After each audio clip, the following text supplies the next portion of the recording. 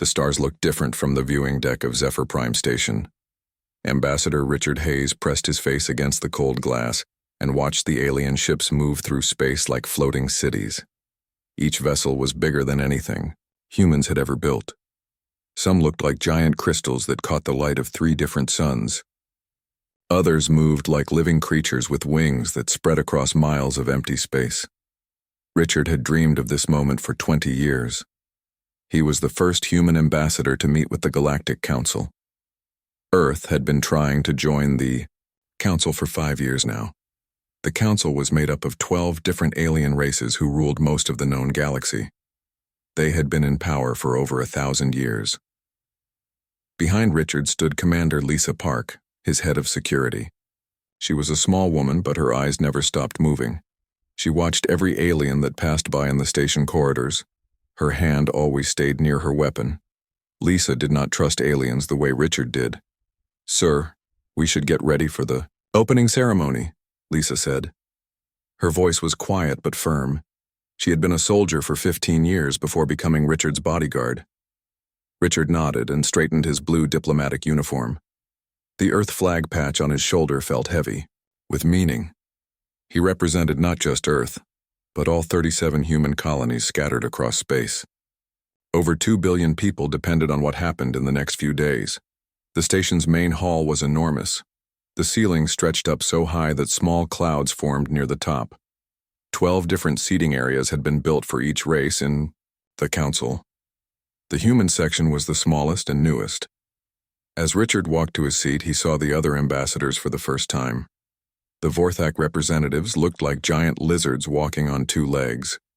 They wore metal armor and carried weapons even in the diplomatic hall. Their leader, War Chief Krellin, was 8 feet tall with scars covering his green scales. The Zerathi delegation sat in a cluster, their insect-like bodies clicking and buzzing as they talked to each other. They had 4 arms each and moved in perfect coordination. Richard had read that they shared thoughts through some kind of hive mind. Near the center of the hall sat the Nephilim ambassador. She looked almost human except for the gills on her neck and the blue-green skin. Her people lived in the oceans of water worlds and were known as great traders. The most beautiful delegation belonged to the Resonance. They were made of living crystal that changed colors as they moved. Their ambassador looked like a walking rainbow. When Resonance talked, their voices sounded like music. The ceremony began with each ambassador giving a short speech. Most of the aliens talked about trade, agreements, and territory disputes. Their voices were translated into human language by small devices that Richard wore in his ears. When it was Richard's turn to speak, he stood up slowly. The entire hall went quiet. Some aliens had never seen a human before. Others had only heard stories about the strange creatures from a small blue planet. "Friends," Richard began, his voice echoing in the massive hall, "I come here not as a conqueror or a trader looking for profit. I come as someone who believes that different people can work together for something better." War Chief Krellin made a sound that the translator called laughter, but it sounded more like a growl. Richard continued, "Humans are young compared to your great civilizations. We have made mistakes. We have fought wars among ourselves. But we have also learned that peace is stronger than war. Cooperation builds more than competition destroys." He looked around the hall, making eye contact with each delegation. "We offer our friendship. We offer our knowledge. We offer our strength to help build a galaxy where all people can live in peace." The resonant ambassador's crystal body flashed with bright colors. The Nephilim representative nodded her head slowly, but the Vorthak delegation sat still as stone. When Richard finished speaking, the hall was silent for a long moment. Then the resonant ambassador stood up. When she spoke, her voice sounded like wind chimes. "The words of the human ambassador are like music to those who wish for harmony," she said. "Perhaps it is time for new voices in old discussions." War Chief Krellin stood up next. His massive form cast a shadow over the human section. "The Vorthak Empire has ruled the outer systems for 300 years, he said. His voice was deep and rough. "We did not earn this through pretty words about peace and friendship. We earned it through strength. He pointed one clawed finger at Richard. Your people have been in space for less than a century. You have no great fleets, you have no conquered worlds. What can you offer that we cannot take for ourselves? The translator could not capture the threatening tone in Krellin's voice, but Richard felt it anyway. Lisa's hand moved closer to her weapon. Richard stood up again. We offer something you cannot take, War Chief. We offer trust freely given. We offer partnership instead of submission. Krellin's laugh filled the hall. Trust is for the weak. Partnership is for equals. Humans are neither strong nor equal to those who sit in this council. The tension in the room was thick enough to cut. Other ambassadors shifted in their seats. The Zarathi delegates began clicking more rapidly. The Nephilim ambassador looked uncomfortable, but Richard did not back down.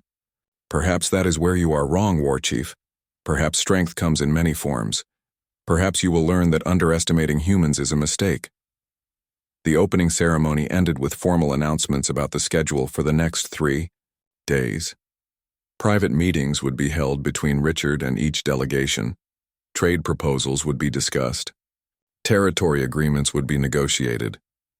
As the aliens filed out of the hall, Lieutenant Jake Morrison, Richard's aide, approached him. Jake was young and eager, fresh out of the Diplomatic Corps training program. Sir, that went well, Jake said. I think the Resonance and the Nephilim might support our application. Lisa frowned. The Vorthak are going to be trouble. Did you see how their security team was positioned during your speech? They were ready for a fight. Richard looked back at the empty hall. Tomorrow, the real work would begin.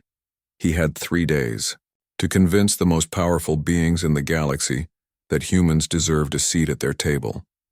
He did not know that some of those beings had already decided that humans were too dangerous to be allowed to grow stronger. He did not know that his words about human strength had been taken as a threat rather than a promise. Richard Hayes believed in the power of diplomacy. He believed that reasonable people could solve any problem through discussion and compromise. He was about to learn how wrong he could be. 3 days had passed since the opening ceremony. Richard Hayes sat in his quarters reading reports from his meetings with the alien ambassadors. The news was better than he had hoped.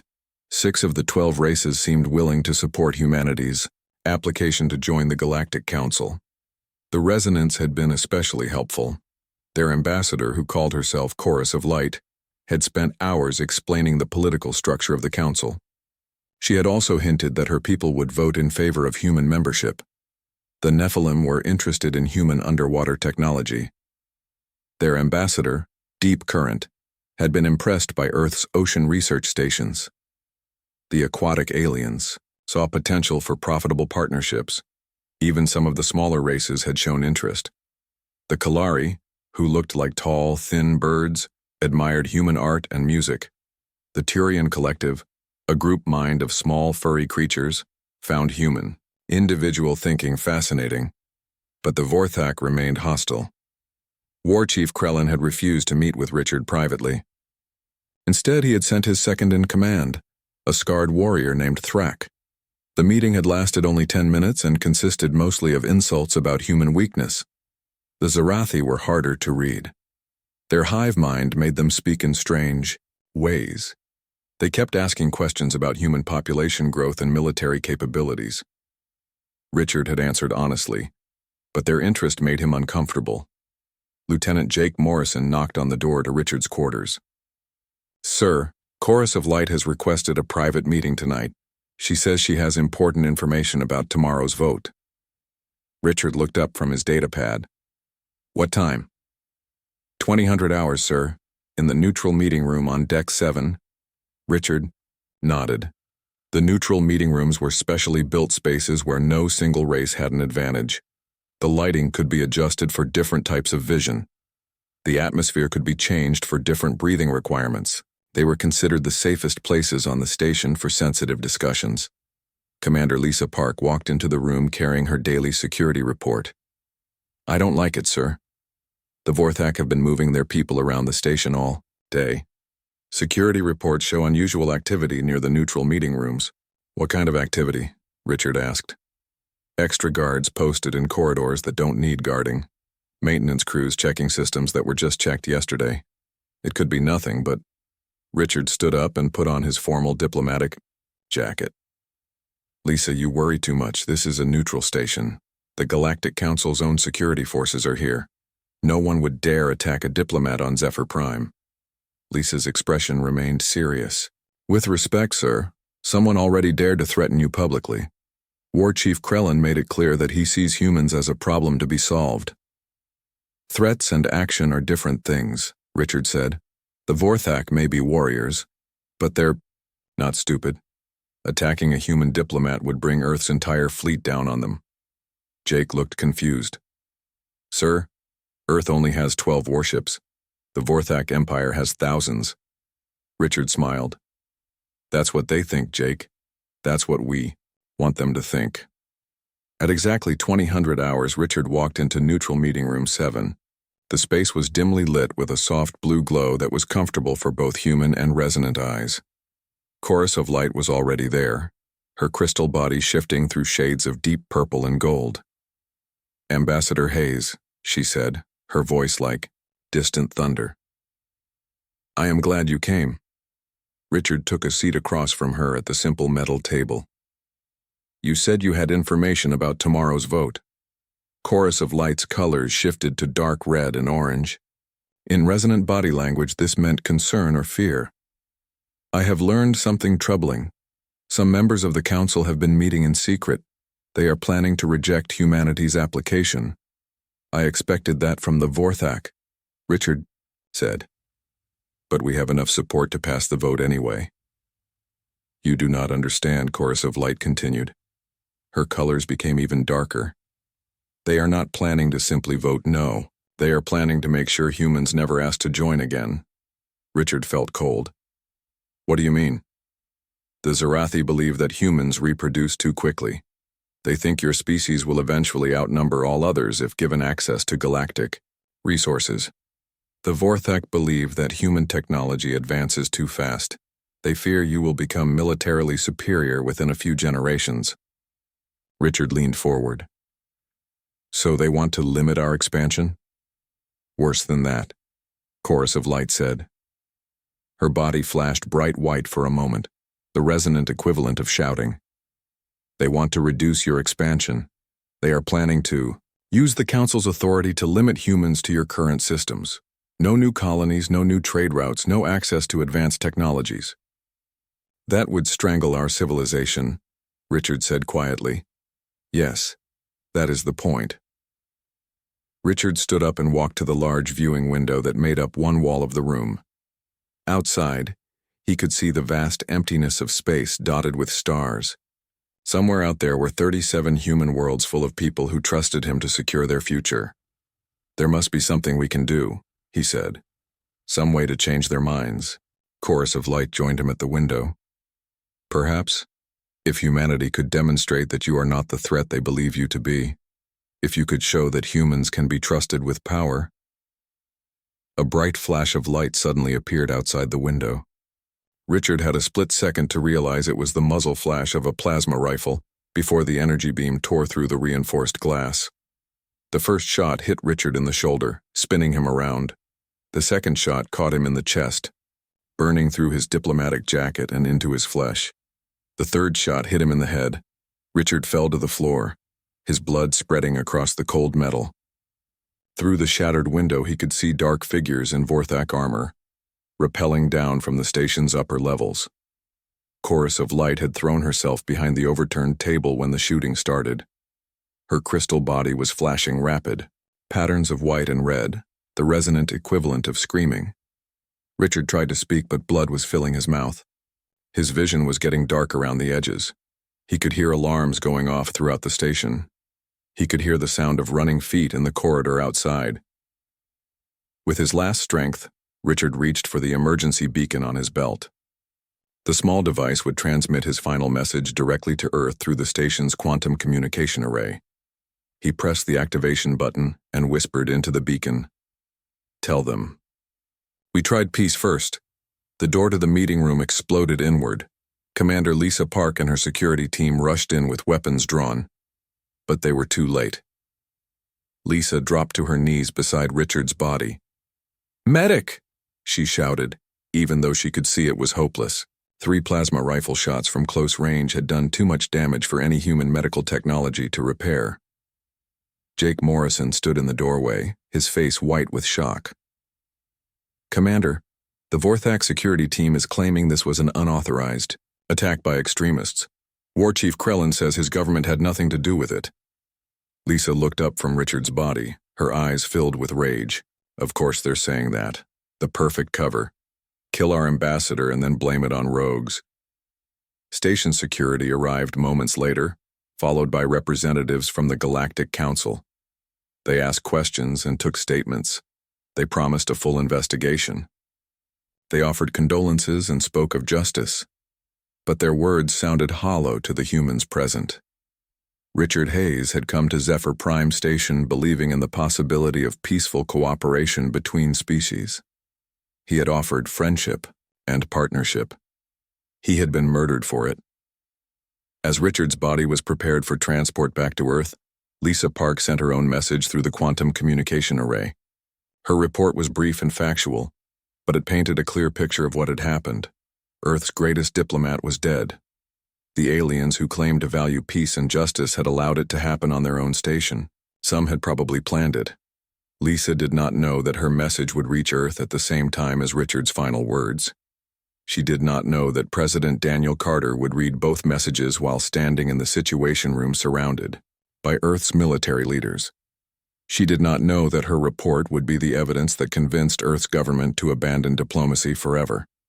As Richard Hayes's coffin was loaded onto the UES Horizon for the journey home, the galaxy was about to learn what humans were really capable of when their peaceful nature was replaced by righteous fury.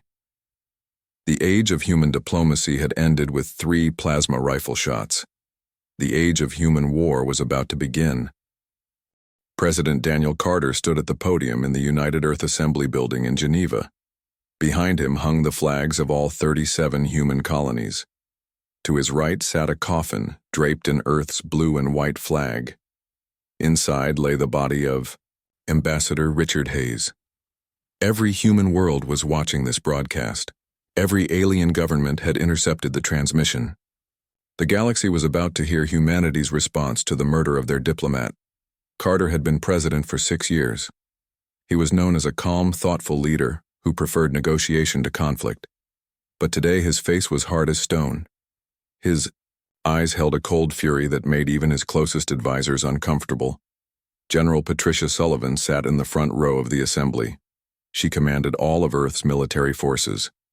Beside her sat Admiral Scott Davis, head of the Earth Space Navy. Both officers had spent the past week preparing for this moment. Carter began to speak, his voice carrying clearly through the vast chamber and across space to billions of listeners. "Citizens of Earth and her colonies," he said. 3 days ago, Ambassador Richard Hayes was murdered while conducting peaceful negotiations on Zephyr Prime Station.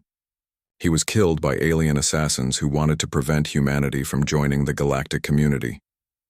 Carter paused, letting his words sink in. Richard Hayes was a good man. He believed that different species could work together. He believed that problems could be solved through discussion and compromise. He believed in the basic decency of intelligent life throughout the galaxy. The president's voice grew harder. Richard Hayes was wrong. Murmurs ran through the assembly. This was not the response many had expected from Earth's traditionally peaceful government. "For 5 years, we have tried to join the Galactic Council through proper diplomatic channels," Carter continued. "We have followed their rules. We have respected their customs. We have offered friendship and cooperation." He gestured toward Richard's coffin. "This is how they repaid our efforts." Carter pulled out a datapad and began reading from it. "Our intelligence services have uncovered evidence that Ambassador Hayes's assassination was not the work of extremists. It was a coordinated plan involving multiple alien governments." General Sullivan stood up and walked to a large screen at the side of the chamber. Images began appearing on the screen. Intercepted communications, financial records, surveillance footage from Zephyr Prime Station. The Zarathi provided intelligence about human security procedures, Sullivan reported. The Vorthak supplied the weapons and assassins. The Galactic Council's security forces were ordered to respond slowly to give the killers time to escape. The evidence was damning. For weeks before the diplomatic mission, various alien species had been planning to eliminate the human problem permanently.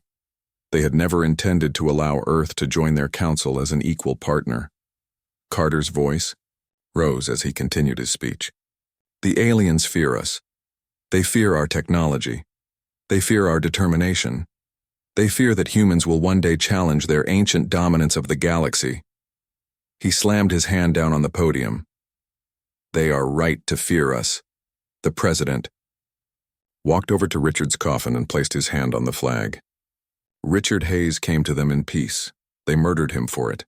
They have shown us what they think of human diplomacy. Carter turned back to face the cameras that were broadcasting his words across the galaxy. Therefore, effective immediately, Earth withdraws from all diplomatic relations with the Galactic Council and its member species. The chamber erupted in shocked whispers.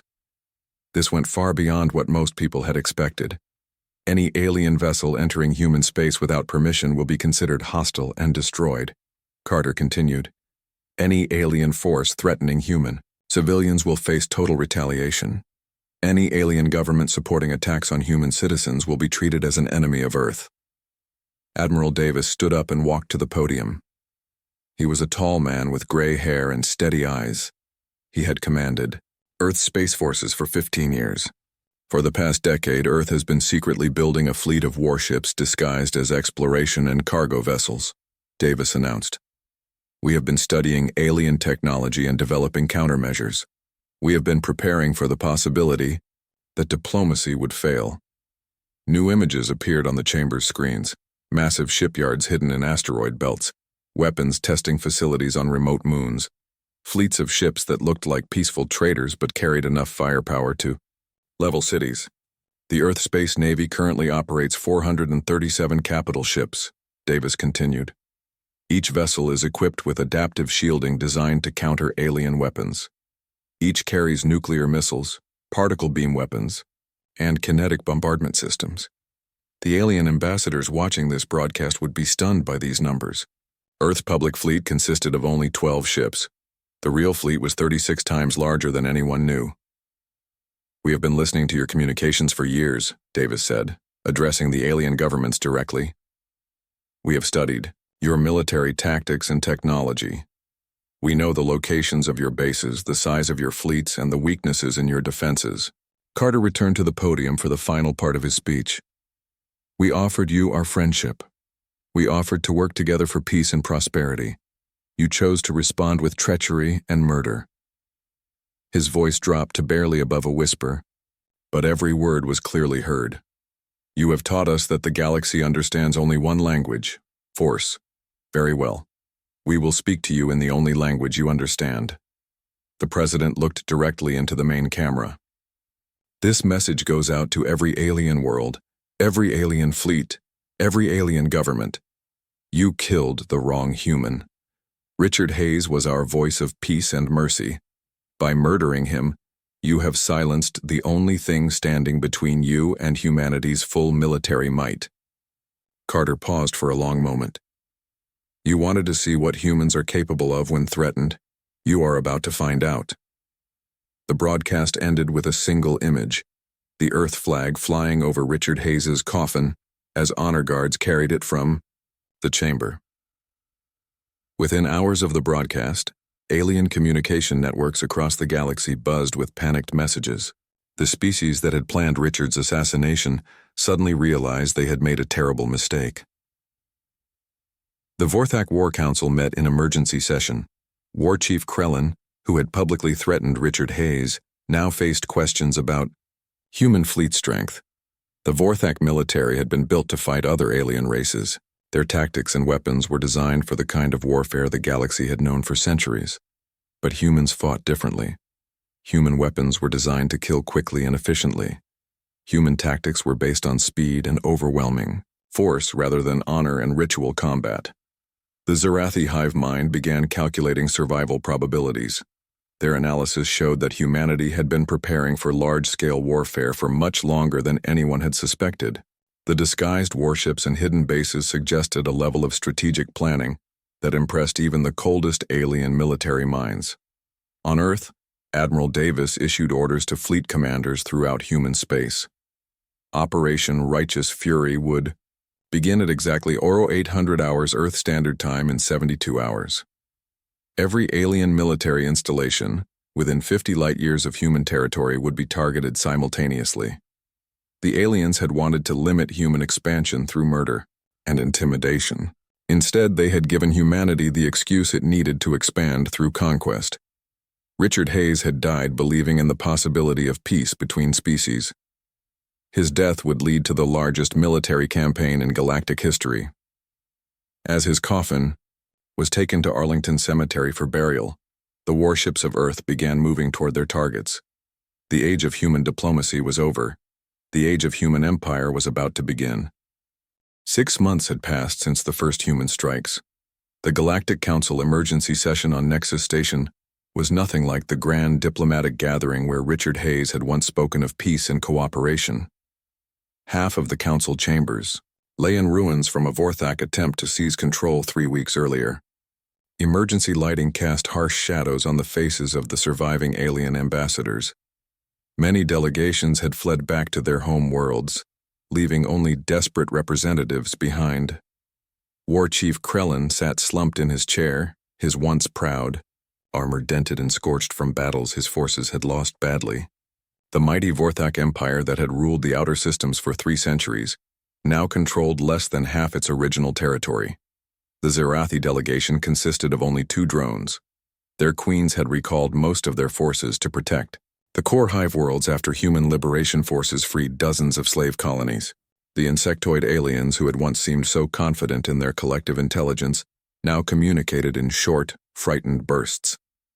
Deep current of the Nephilim floated in a small water tank, her gills working rapidly in the thin atmosphere. Her trading empire had collapsed when human forces seized control of the major shipping routes. Nephilim merchants now paid tribute to human custom stations if they wanted to conduct business. The council chamber's main screen displayed the current tactical situation. Red zones marked areas under human control or influence. The red had spread like a disease across the galaxy map, consuming system after system. "This cannot continue," wheezed Elder Korth of the Kalari. The bird-like alien's feathers had turned gray with stress. "The humans are systematically destroying our civilization." "They are not destroying anything," corrected Chorus of Light, the resonant ambassador who had survived Richard Hayes' assassination. Her crystal body flickered with dim, mournful colors. "They are conquering. There is a difference." It was true. Human forces did not simply destroy alien installations and leave. They occupied strategic positions, established human administrative centers, and began the slow process of integrating captured territory into Earth's growing empire. More disturbing to the alien governments was how many of their own people welcomed human rule. On dozens of worlds, local populations had risen up against their alien overlords when human forces arrived. Species that had been enslaved or oppressed by the galactic powers saw humans as liberators rather than conquerors. The chamber doors opened with a deep rumble. Admiral Scott Davis walked in, flanked by 6 human Marines in full combat armor. The aliens shrank back instinctively from the sight of human military equipment. Davis had aged noticeably in the past 6 months. Leading, a galactic war had taken its toll, but his eyes remained sharp and determined. He wore the simple blue uniform of the Earth Space Navy with no decorations except a small pin bearing Richard Hayes' image. Behind Davis walked Commander Lisa Park, her battle scars visible on her arms and face. She had personally led ground operations on 17 different worlds. Her reputation among alien military commanders bordered on legendary and terrifying. Davis did not take a seat at the council table. Instead, he remained standing, forcing the aliens to look up at him. "Honored members of the Galactic Council," he began, his voice echoing in the damaged chamber. I come here today, not as a supplicant seeking membership in your organization. I come as the representative of the dominant military power in this galaxy. War Chief Krellin tried to stand, but his injuries from the Battle of Vorthak Prime made the movement painful. You dare call yourself dominant? The Vorthak Empire still commands 1,000 warships. Davis smiled coldly. War Chief, your empire commanded 3,000 warships 6 months ago. Do you really want to discuss the current size of your fleet? The chamber fell silent. Everyone present knew that the Vorthak military had been systematically destroyed in a series of battles, where human tactics and technology proved overwhelmingly superior. The facts are simple, Davis continued. Human forces now control or influence 412 star systems. We have eliminated 60% of all alien military assets within 100 light-years of Earth. We have liberated over 2 billion beings from various forms of slavery or oppression. He pulled out a datapad and began reading from it. The Vorthak Empire has lost 73% of its fleet and 46% of its territory. The Zarathi Collective has abandoned 18 hive worlds and recalled their forces to a defensive perimeter around their core systems. The Nephilim Trading Federation has dissolved, with most member worlds now operating under human commercial law. Elder Korth's feathers rustled with agitation. What do you want from us, Admiral? What will it take to end this war? Davis looked around the chamber, making eye contact with each surviving delegate. The same thing Richard Hayes wanted when he came here 7 months ago. Recognition, respect, and security for the human race. He paused for a moment. The difference is that Ambassador Hayes was willing to achieve those goals through negotiation and compromise. I am not. Commander Lisa Park stepped forward. The terms are non-negotiable. Complete withdrawal of all alien military forces from systems within 50 light-years of any human world. Immediate release of all human prisoners and hostages.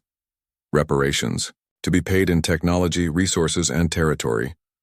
War Chief Krellin's hand moved toward his sidearm, but stopped when 6 human Marines raised their weapons. You would make us slaves? No, Davis replied. We would make you subjects. There is a difference. Slaves are property to be used and discarded. Subjects are people who follow laws and contribute to society. You will find human rule much more generous than Vorthak rule ever was. The alien delegates looked at each other with growing despair.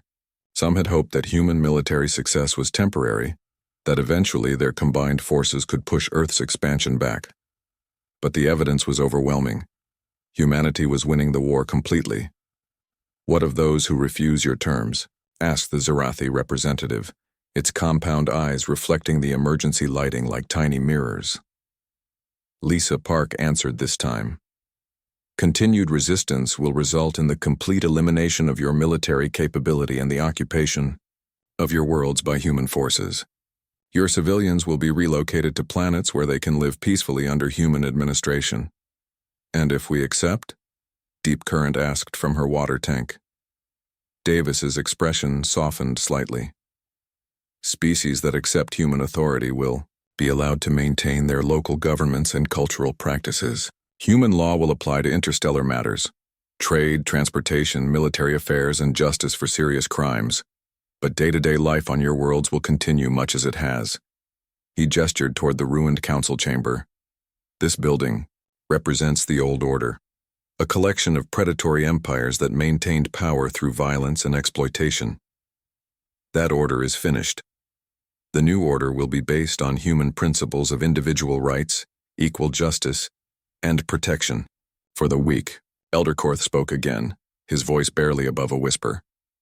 And what makes you believe that humans will be better rulers than we were? Davis pointed to the image of Richard Hayes on his uniform pin. Because humans tried peace first. Because we offered cooperation and partnership. Because even now, after everything you have done, we are offering you a choice rather than simply destroying you. He looked around the chamber one final time. Richard Hayes believed that intelligent beings could work together for the common good. Your governments proved him wrong by murdering him, but his ideals will still shape the galaxy, just under human leadership instead of alien leadership. The Admiral turned toward the door, then paused. You have 72 hours to make your decisions. Species that surrender will be treated fairly. Species that continue to resist will be treated as enemies of humanity. As the human delegation left the chamber, the remaining alien ambassadors sat in stunned silence. The galaxy that their people had ruled for over 1,000 years was ending. A new age was beginning, shaped by the species they had dismissed as young and weak. 3 days later, 11 of the 12 remaining council species formally surrendered to human authority. Only the Vorthak Empire chose to continue fighting. The final battle of the Galactic War took place at Vorthak Prime, the heavily fortified capital world of War Chief Krellin's empire.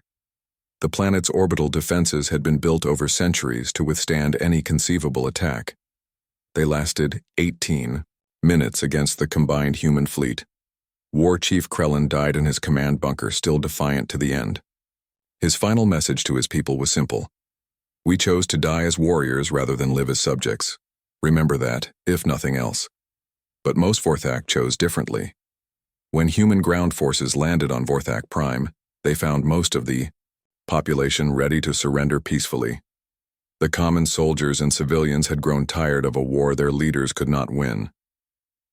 1 year after Richard Hayes's assassination, Admiral Scott Davis stood in the rebuilt council chambers on Nexus Station. The Earth flag now hung above the speaker's podium, where once the Galactic Council's symbol had been displayed. The chamber was full again, but the delegates represented a very different kind of government. Human colonial representatives sat alongside alien delegates who had accepted the new order. Captain Ryan Brooks stood on the bridge of the UES Retribution, watching the blue glow of hyperspace through the main viewing screen. In 6 hours, his battleship would drop out of hyperspace near Kepler 442b, a Vorthak military outpost on the edge of human space. Ryan had been preparing for this moment for 3 years. The Retribution looked like a cargo hauler from the outside, but inside it carried enough weapons to destroy a small moon. Its adaptive shielding could adjust to counter any known alien weapon system. Its nuclear missiles could punch through the thickest armor. "Captain," called Lieutenant Susan Wright from the communication station. "We're receiving final confirmation codes from Earth Command. Operation Righteous Fury is a go." Ryan nodded grimly. He had known Richard Hayes personally. They had served together on a peaceful first contact mission 5 years ago. Richard had always believed that humans and aliens could be friends. "All stations prepare for combat drop," Ryan ordered. "This is for Richard." The Retribution was not alone. Across human space, 43 other warships were approaching alien targets at exactly the same time. Each ship carried a simple message beacon to be deployed after the battle was won. At Kepler 442b, the Vorthak garrison expected nothing unusual. The system was far from any war zone. The massive orbital defense platform housed 3,000 Vorthak soldiers and enough weapons to hold off a small invasion fleet. Commander Thrak, the same Vorthak warrior who had insulted Richard during the diplomatic mission, was reviewing patrol schedules when the human ships arrived. The first sign of trouble was the sensor operator's confused report. "Sir, I'm detecting 12 vessels dropping out of hyperspace. They appear to be human cargo ships." Thrak laughed, his reptilian features twisting into what passed for a smile among his people. "Humans? Here? They must be lost traders looking for directions home." But the sensor readings changed quickly. The cargo ships were shedding their outer hulls like snakes shedding skin. Underneath, sleek warships appeared with weapons ports opening and shield generators powering up. "Battle stations," Thrak roared, but it was already too late. The UES Retribution opened fire first. Nuclear missiles streaked across space toward the orbital platform, while particle beams carved into the station's shields. The other human ships followed milliseconds later, their combined firepower overwhelming the Vorthak defenses. The battle lasted exactly 6 minutes and 23 seconds. The Vorthak had expected human weapons to be primitive, simple chemical explosives and basic energy weapons. Instead, they faced adaptive nuclear warheads that changed their approach vectors to avoid point defense systems. They faced particle beams that automatically adjusted their frequency to penetrate Vorthak shields. Commander Thrak died at his command post when a human missile punched through the station's armor and detonated in the control center. His last transmission was a desperate plea for reinforcements. By the time Vorthak relief ships arrived 12 hours later, they found only debris and a message beacon broadcasting on all frequencies. This is what happens to those who murder human diplomats. More attacks will follow until justice is done. Similar scenes played out across 43 different star systems. Colonel Amy Foster led the ground assault on Zarathi Prime Mining Station. The insectoid aliens had built their facility inside a hollowed-out asteroid, thinking themselves safe from attack. Amy's Marines arrived in stealth ships that looked like mining equipment until they deployed assault shuttles. The Zarathi workers had no military training. They were designed for labor, not warfare. When human soldiers in powered armor burst through the mining tunnels, the aliens panicked completely. "Don't kill the workers," Amy ordered over the squad communication channel. "This is a military operation, not a massacre." Her Marines disabled the station's defenses and captured the facility in 4 hours. The surviving Zarathi were loaded onto evacuation ships and sent back to their home worlds with a simple message: "Tell your queens that human mercy has limits." Captain Steve Collins commanded the space battle at Nephilim Trade Route 7. The aquatic aliens had established a series of automated trading posts along one of their major shipping lanes. Steve's orders were to destroy the posts and capture any ships that tried to interfere. The Nephilim had always prided themselves on being peaceful traders rather than warriors. Their ships were built for cargo capacity and fuel efficiency, not combat. When human warships appeared and demanded surrender, most Nephilim captains complied immediately. But Admiral Deep Current, the same Nephilim who had met with Richard Hayes during the diplomatic mission, tried to organize resistance. Her flagship led a small fleet of converted cargo ships against the human force. The battle was hopeless from the start. Deep Current's ships had only basic shields and light weapons meant for fighting pirates. The human warships cut through them, like a knife through water. Deep Current's final message was broadcast to all Nephilim worlds. The humans fight like demons. They show no mercy to those who oppose their diplomat. Pray to the Deep Currents that they show more mercy to those who surrender. On Luna, Dr. Helen Rodriguez monitored alien communication channels from the intelligence center built inside the moon's largest crater. As reports came in from the simultaneous attacks, she watched the galaxy's reaction unfold in real time. The first response was disbelief. The aliens could not accept that humans had hidden such a massive military capability. The Galactic Council's intelligence services had failed completely. The second response was fear. The speed and efficiency of the human attacks shocked even veteran alien military commanders. Humans did not fight like any known species. They used overwhelming force, applied precisely where it would do the most damage. The third response was panic. If humans could strike 43 targets simultaneously, how many more attacks were coming? Dr. Rodriguez called technician Paul Green from his monitoring station. "I'm intercepting emergency council session broadcasts from Nexus Station. The alien governments are calling for immediate military mobilization." Helen nodded grimly. "What about surrender offers?" "3 so far," Paul replied. "The Kalari Bird People, the Turian Collective, and something called the Peaceful Trade Union. They're all requesting immediate peace negotiations." "Any word from the Vorthak or Zarathi?" Paul checked his screens again. "The Vorthak are mobilizing their entire battle fleet. War Chief Krellin is calling this an act of unprovoked aggression. The Zarathi Queens are pulling their forces back to defend their core worlds." Helen walked to the large display screen that showed the current tactical situation across known space. Red markers indicated successful human attacks. Blue markers showed alien military movements. Yellow markers represented neutral systems trying to stay out of the conflict. "Paul, send a message to Admiral Davis," Helen ordered. "Tell him the aliens are reacting exactly as our psychological profiles predicted. The aggressive species are preparing for war. The peaceful species are looking for ways to surrender. The smart species are trying to figure out how badly they underestimated us." As the first day of human military action came to an end, the balance of power in the galaxy had already shifted dramatically.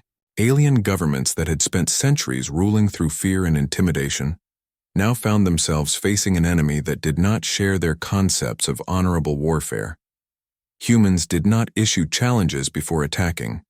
They did not fight ritual, battles for territory. They did not negotiate while their enemies still had the ability to fight back. Humans identified threats and eliminated them with maximum efficiency and minimum risk to human lives. It was a form of warfare that terrified species accustomed to treating war as a political tool, rather than a means of total victory. War Chief Krellin, whose arrogance had contributed to Richard Hayes's murder, now faced the prospect of his entire empire being destroyed by the species he had dismissed as weak. The Zarathi Queens, whose hive minds had calculated that humans could be easily controlled, discovered that human individual thinking made them unpredictable and dangerous opponents. The Galactic Council members who had authorized Richard's assassination learned that humans did not forgive those who murdered their diplomats. As Admiral Davis reviewed the battle reports from the first day of Operation Righteous Fury, he allowed himself a moment of satisfaction. Richard Hayes had been avenged, but this was only the beginning. The galaxy had taught humanity that peace was impossible. Now humanity would teach the galaxy what humans were truly capable of when forced to abandon their peaceful nature. The first strikes had been a message.